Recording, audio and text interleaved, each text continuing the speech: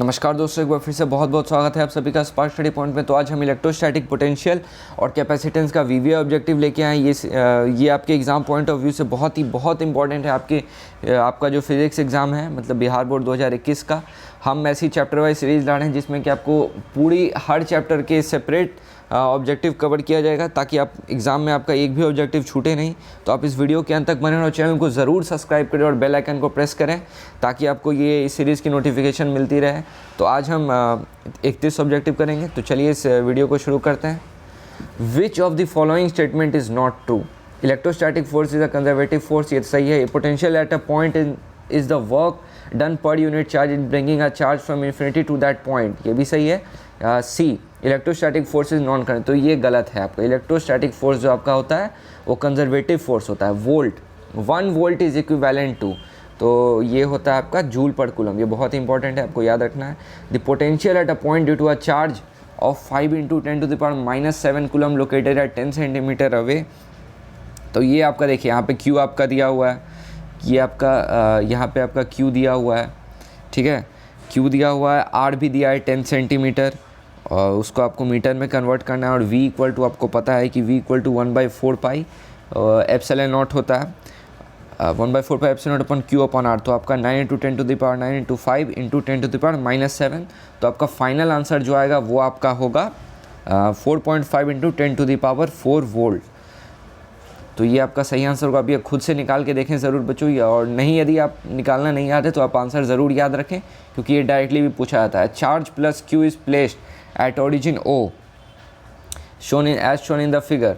The work done in taking a charge from Q from A to B along the straight line AB is, तो इसका सही answer होगा Q into Q upon 4 pi epsilon not A minus B upon AB। तो अगले प्रश्न की ओर बढ़ते हैं। The electric field and the potential of electric dipole vary with a distance r equal to distance r as, तो इसका सही आंसर होगा 1/r³ एंड 1/r²। ये आप ज़रूर याद रखें, ये बहुत बार पूछा गया है बच्चों ये question. The electric dipole is placed at the center of a hollow conducting sphere where the following is correct. Electric field is 0 at every point of the sphere.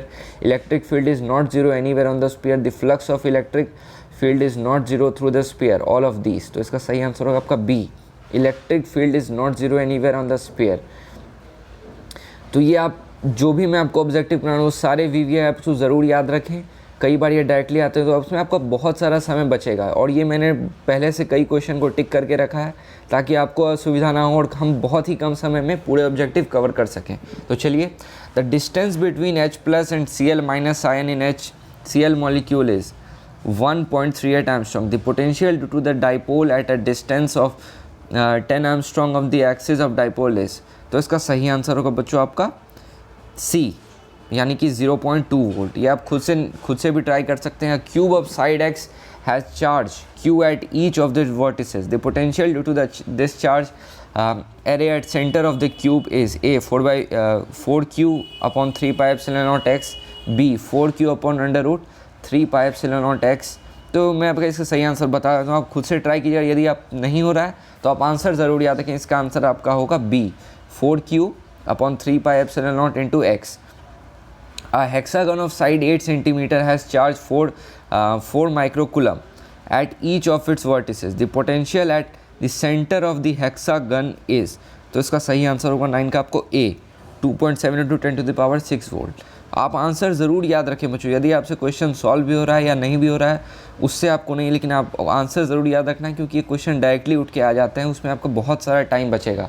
Equipotential surfaces are closer in region in large electric field compared to the region of lower electric field, will be more crowded near sharp edges of the conductor, will always be equally spaced। तो उसका सही answer होगा आपका D A, यानी कि are closer in region of large electric field as compared to the region of lower electric field, और आपका B will move crowded near sharp edges of a conductor। ये मैं आपको बहुत ही इंपॉर्टेंट है, ये आपका 1 नंबर नहीं 2 नंबर में भी कई बार पूछा जाता है, तो आप ये एकदम ज़रूर याद रखें। ये आपका 2 नंबर का भी क्वेश्चन है। कई बार ये 1 नंबर में भी पूछ दिया था, लेकिन 2 नंबर में ज़्यादातर देखा गया ये पूछा जाता है। तो अगले प्रश्न की ओर बढ़ते हैं। What is the angle between electric field and equipotential surface? ये बहुत ही आसान है, 90 डिग्री इसका होगा एंगल जो होता है आपका इलेक्ट्रिक फील्ड और इक्विपोटेंशियल सर्फेस के बीच में। The work done to move a unit charge along A an equipotential surface from P to Q must be defined as, lower limit P है आपका, अपर लिमिट Q है, minus E vector E और into DL। तो इसका सही answer होगा आपका और B इज ज़ीरो। इसका सही आंसर होगा आपका दोनों होगा, ये भी होगा, ए भी होगा और ये भी होगा। तो इसका सही आंसर होगा both A and B are correct. कई बार बच्चों क्या होता है कि हमने ऑप्शन पूरा पढ़ा नहीं और डायरेक्टली A मार दिए या फिर B मार दिए। तो इसमें आपको ध्यान से पढ़ना है ताकि आपका एक भी ऑब्जेक्टिव छूटे नहीं। कई बार ऐसे क्वेश्चन बनाए जाते हैं, ठीक है, तो आप बहुत ही ध्यान से ऑब्जेक्टिव को पढ़ें और बाद में आके बहुत ही पछतावा होता है। The work done in carrying a charge Q once round a circle of radius A with a charge Q at its center is, तो इसका सही आंसर होगा आपका D 0। The test charge is moved from lower potential to a higher potential at, the potential energy of the test charge will decrease। तो जब भी हम lower potential से हायर पोटेंशियल को टेस्ट चार्ज को मूव करेंगे लोअर से higher, तो जो आपका जो है उसका पोटेंशियल एनर्जी रहेगा वो डिक्रीज़ करेगा। Which among the following is an example of polar molecule. तो अभी हमने आपको याद होगा कि HCl किया था, HCl का निकालना था पोटेंशियल डिफरेंस, उसका वो दिया था 1.38 एम्पस्टन। तो इसका सही आंसर होगा आपका HCl। इसमें पोल्स क्रिएट हो जाता है। Dielectric constant of a metal is, तो मेटल का जो आपका डाई इलेक्ट्रिक कॉन्स्टेंट ये हमेशा आप याद रखेंगे वो इनफाइनाइट होता है।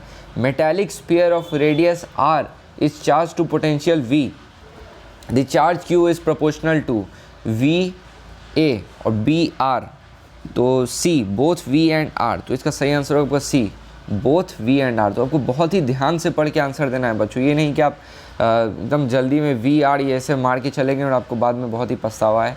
In parallel plate capacitor the capacity increases if area of the plate is decrease, distance between the plate is increases, area of the plate is increase, dielectric constant decreases. तो इसका सही answer होगा बच्चों आपका C area of the plate is in.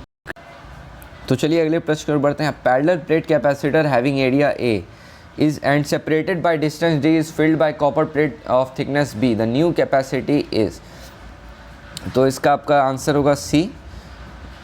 तो अगले प्रश्न की ओर बढ़ते हैं। Figure shows the field lines are positive of a positive point charge, the work done by the field in moving a small positive charge Q to P is, तो आपका इसका सही आंसर होगा C negative. The charge of 3 microfarad capacitor shown in the figure, बहुत ही आसान question है। तो आपको पहले पैरेलल है या क्या बोलते हैं उसको सीरीज़ में वो निकालना है, उसके उस हिसाब से वो कैपेसिटर का निकालना है। तो चलिए अगले प्रश्न की ओर बढ़ते हैं। Minimum number of capacitor each of 8 microfarad and 250 volt is use to make a composite capacitor of 16 microfarad and 1000 volt are.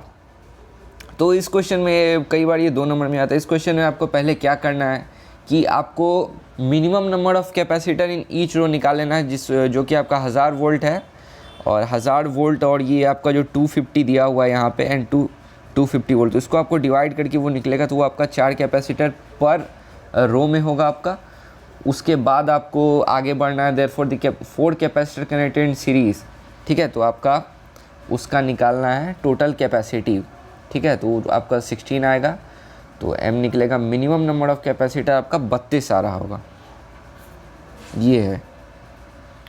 A parallel plate capacitor is made by placing equally spaced plates connected alternatively. If the capacitance between any 2 adjacent plate is C, then the resultant capacitance is D n-1 into C.